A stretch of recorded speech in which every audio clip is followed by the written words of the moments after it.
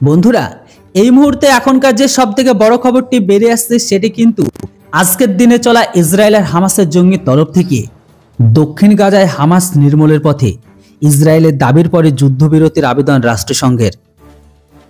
সাম্প্রতিক সময়ে হামাসের তরফে ফের একটি ভিডিও প্রকাশ করা হয়, যেখানে ইসরায়েলের 2 পণবন্দির মৃত্যু ঘোষণা করে জঙ্গি হামাসের ওই ভিডিওর পর ফের ক্ষোভ উগরে দিয়েছে ইসরায়েল।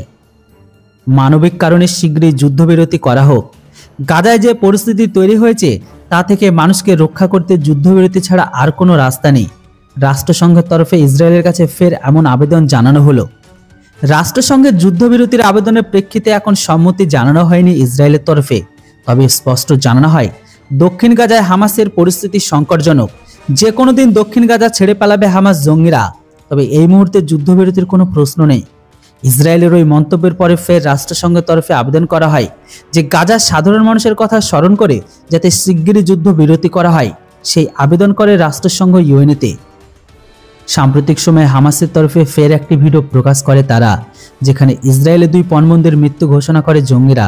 হামাসের ওই ভিডিওর পর ফের ক্ষোভ উগরে দেয় ইসরায়েল।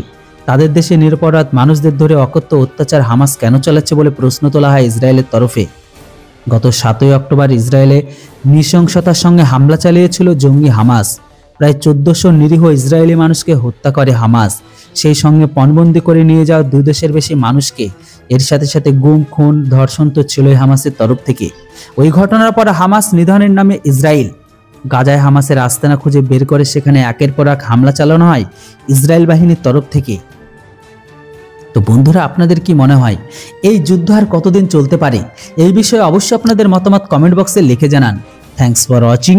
জয় হিন্দ, বন্দে মাতরম।